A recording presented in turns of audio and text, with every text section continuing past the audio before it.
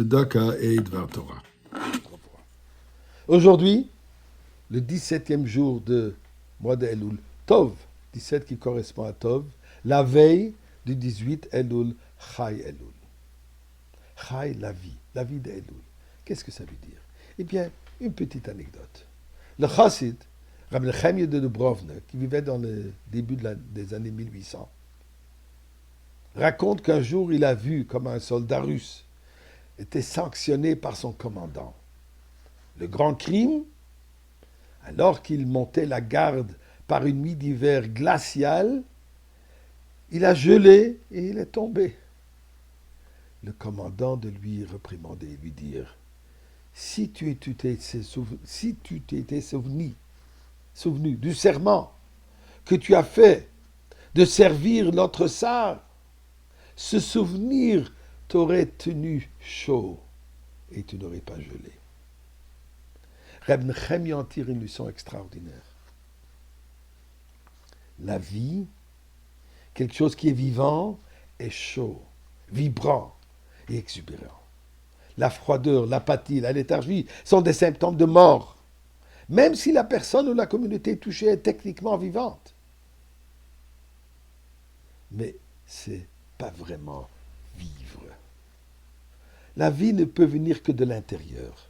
Lorsque nous savons pourquoi nous faisons quelque chose et que nous sommes enthousiasmés par ses résultats, chacun de nos actes et de nos gestes déborde de vitalité. Lorsque cette connaissance et cette excitation font défaut, nos actions sont mortes et léthargiques. Eh bien, il y a 3 siècles, la vie juive était en léthargie. Les massacres, les persécutions avaient dévasté la communauté juive. Dans son corps, et pire que ça, dans son esprit. Les conditions difficiles qui obligeaient tous les juifs, à l'exception de quelques privilégiés, à malheureusement abandonner leurs études à un jeune âge afin de pouvoir gagner leur vie. Ceci les a enlevé la possibilité d'étudier la Torah. Et malheureusement, l'élite érudite se tenait à l'écart de ses frères et les considérait avec mépris. Techniquement, le judaïsme était vivant. Les juifs s'acquittaient de leur tâche, faisaient leurs prières, mettaient les tefilines, mangeaient le kasher, respectaient les fêtes, mais c'était mort, sans une étincelle. Et ceci ne faisait que refroidir de plus en plus. Et miraculeusement, 18e jour du mois de Elul, dans l'année 5458, correspondant à l'année 1698, un enfant nommé Israël, le peuple juif. Et c'est à cette date qu'Israël, qui plus tard fut connu sous le nom de Baal Shem Tov, est né. Le Baal Shem Tov n'a rien ajouté au judaïsme, tel qu'une âme n'ajoute rien au corps. Mais qu'est-ce qu'il fait? Il lui infuse de la vie.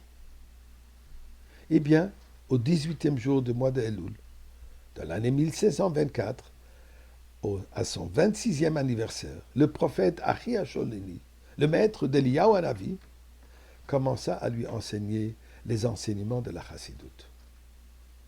Et 10 ans plus tard, à l'âge de 36 ans, Achi Hasholeni se dévoile au Baal Shem Tov et lui dit que maintenant est venu le moment de te dévoiler et enseigner ce que je t'ai enseigné. Donc le message de la Chassidoute. Et c'est alors que le Baal Shem Tov a commencé à parler de l'amour immense que Dieu porte à chaque juif, de la signification cosmique de chaque mitzvah, de la présence divine dans tout objet, dans tout événement, dans chaque pensée. Il s'est adressé aux masses opprimées ainsi qu'aux érudits distants. Il leur a donné un sens à leur existence. Donc, la joie, la vie. 18, Elul, qui correspond aussi au mot Chai, la vie.